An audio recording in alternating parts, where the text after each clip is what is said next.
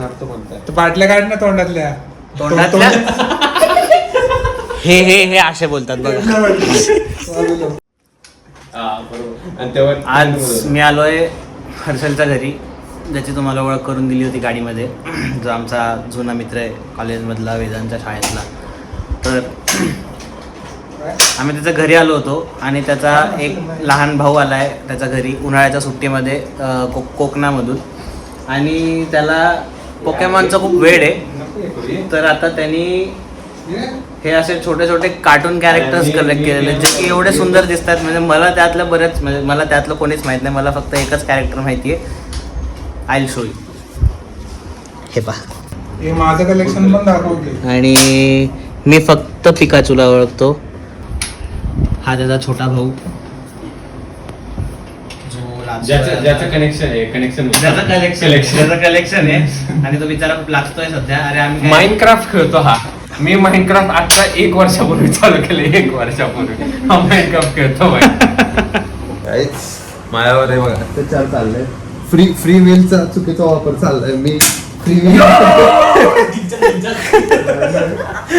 गोळे लागलेले अशा प्रकारे एन्जॉय करतात आपल्याला. फ्री व्हील मध्ये मी मस्त एक, मला आवडतं ते पियानो वरती मी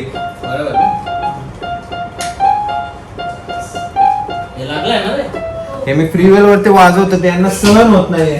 हर्षल आणि श्रीपाल लांब लेव लागत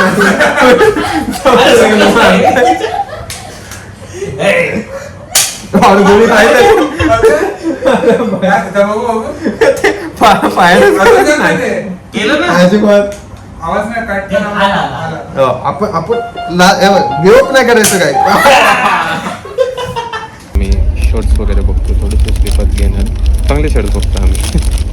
आणि मग बाकी नॉर्मल सेक्शनमध्ये बघतोय. बघू सोमडेत आम्ही एकदम असं खूप यामध्ये ब्लॉगिंग करतोय, कोणाला कळू नये म्हणून. एक इच्छा होते, आवाज नसेल येत त्यासाठी सॉरी.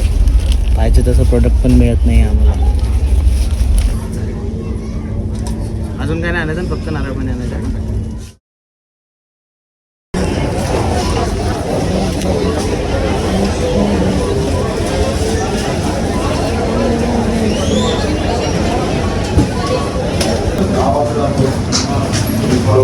कमेंट्समध्ये गेस करा आम्ही कुठं आलोय.